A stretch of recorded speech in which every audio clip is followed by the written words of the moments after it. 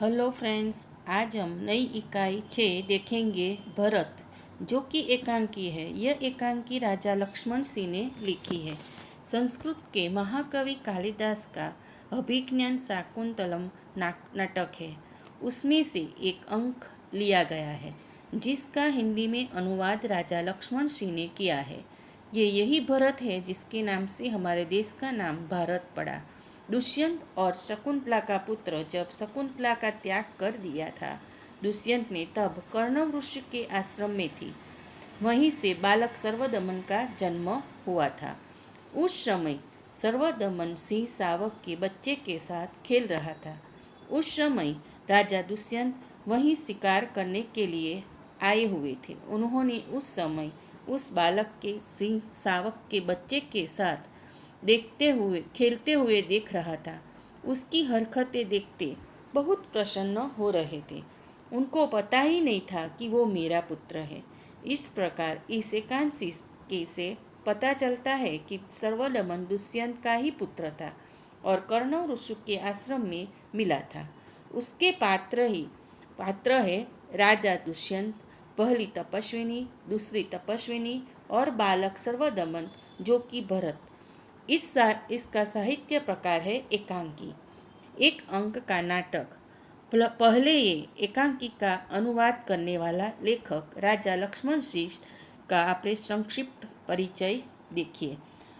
1926 में आगरा में जन्मे राजा लक्ष्मण सिंह हिंदी, संस्कृत, अंग्रेजी, फारसी, बंगला और अरबी भाषा भली भांति जानते थे।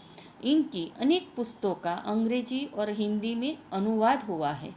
कालिदास के अभिज्ञान शाकुंतलम, मेघदूत और रघुवंश के हिंदी अनुवाद पर इन्हें पुरस्कार दिया गया था।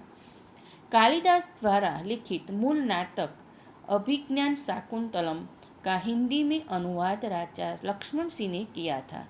प्रस्तुत पाठ उसी नाटक का एक अंश है। ऋषि कर्णव के आश्रम में शकुंतला का पुत्र भरत सिंह सावक के साथ खेल रहा है। आश्रम में रहने वाली दो तपस्विनियां बालक को रोकने का प्रयत्न कर रही है। राजा दुष्यंत छुपकर इस मनोहर दृश्य का आनंद ले रहे हैं। बालक के प्रति सहज आकर्षण से वे रोमांचित हैं। उनसे रहा नहीं गया और वे बालक के पास पहुंच गए। उसे गोद में उठाकर प्यार किया। वे सोचने लगे, काश यह बालक मेरा पुत्र होता। दोनों तपस्विनियों की बातचीत से उन्हें पता चलता है कि यह बालक उन्हीं का पुत्र है। यह जानकर वे खुशी से झूम उठते हैं। अरे सिंह, तू अपना मुख खोल, मैं तेरे दांत गिनूंगा। ए हठीले बालक, तू वन के इन पशुओं को क्यों सताता है? हम तो इन पशुओं को बाल बच्चों के समान रखती है। तेरा साहस बढ़ता ही जाता है। तेरा नाम ऋषियों ने सर्वदमन रखा है, सो ठीक ही है। क्या कारण है कि मेरा स्नेह इस बालक की ओर उमड़ा सा आता है? जो तू इस बच्चे को छोड़ न देगा तो सिंहनी तुझ पर दौड़ेगी। ठीक है, सिंहनी का मुझे ऐसा ही डर है। यह बालक अवश्य किसी तेजस्वी वीर का पुत्र है। इसका मुख अग्नि के समान दमक रहा है। हे प्यारे बालक, सिंह के बच्चे को छोड़ दे, मैं तुझे खिलौना दूंगी। पहले खिलौना दे दो, लाओ, कहाँ है? इसके हाथ में चक्रवर्तियों के लक्षण है। अंगुलियों पर कैसा अद्भुत चाल है और हथेली की शोभा प्रातः कमल को भी लज्जित कर रही है। हे सखी सुव्रता, यह बातों से न मानेगा। जा, मेरी कुटिया में ऋषि कुमार के खेलने के लिए मिट्टी का मोर रखा है, उसे ले आ। मैं अभी ले आती हूँ। तब तक मैं इसी सिंह के बच्चे के साथ खेलूंगा। इस सुंदर बालक से खेलने को मेरा मन कैसा ललचाता है। धन्य है वे मनुष्य जो अपने पुत्रों को गोद में लेकर उनके अंग की धूली से अपनी गोद मैली करते हैं और पुत्रों के मुख अकारण हंसी से खुलकर उज्जवल दांतों की शोभा दिखाते और तुतले वचन बोलते हैं।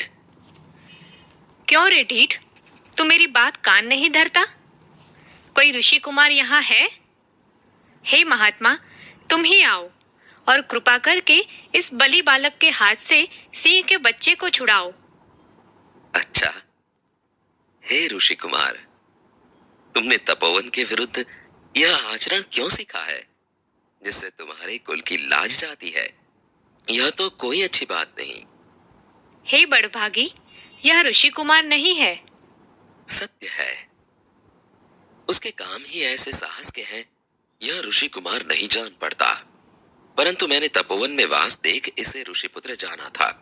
आहा, जब इसका हाथ छूने से मुझे इतना सुख हुआ है, तो जिस बड़भागी का यह बेटा है उसे कितना हर्ष होता होगा। बड़े अचंभे की बात है। तुम्हें क्यों अचंभा हुआ? इसलिए हुआ कि इस बालक की और तुम्हारी सूरत बहुत मिलती है, और तुम्हें जाने बिना भी इसने तुम्हारी बात मान ली। हे तपस्विनी, जो यह ऋषि कुमार नहीं है तो किस वंश का है? यह पुरुवंशी है।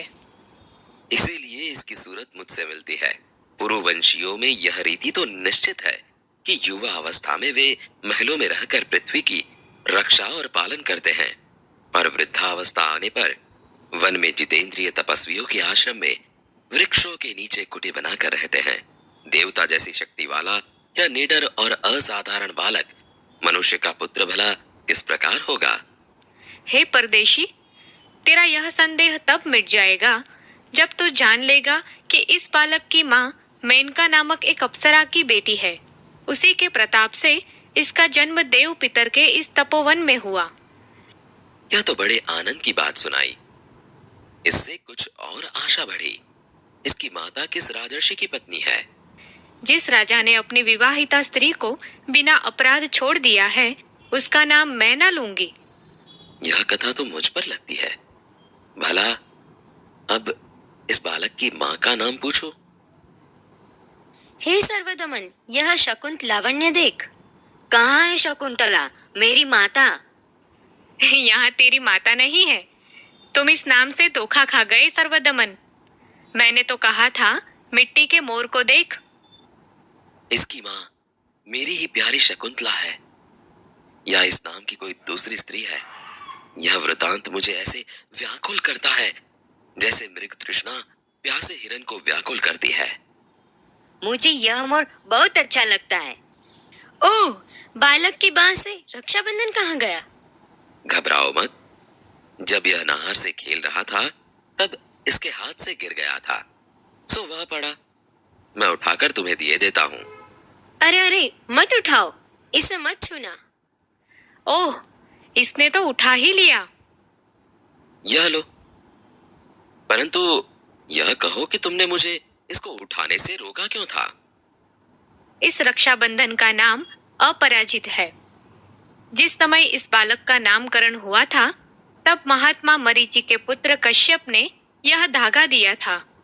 इसका गुण है कि कभी यह धरती पर गिर पड़े तो इस बालक के माता पिता को छोड़कर इसे कोई दूसरा ना उठा सके।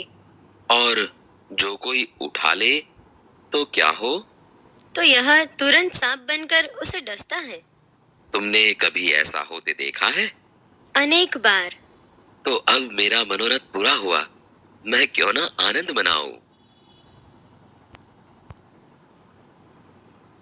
यह एकांकी अभिज्ञान शाकुंतलम एकांकी परिचय में से ही ली गई है।